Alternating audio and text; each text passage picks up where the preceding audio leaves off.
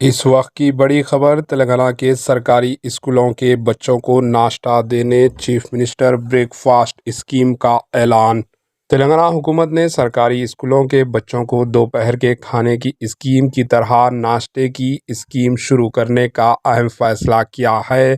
سرکاری اور حکومت کے زیر انتظام چلائے جانے والے تمام اسکولوں میں اول سے فرسٹ سے 10ویں جماعت کے اسٹوڈنٹس کو ناشتہ فراہم کیا جائے گا۔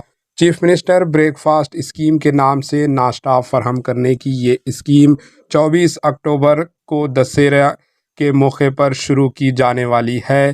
اس سلسلے میں ڈائریکٹوریٹ محکمہ تعلیم کو اسکیم پر عمل آوری کے اقدامات کرنے کی ہدایت دی گئی ہے۔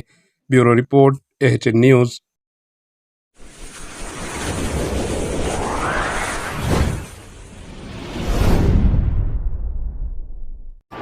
AHN نیوز کو لائک کریں، شیئر کریں اور سبسکرائب کرنا نہ بھولیں۔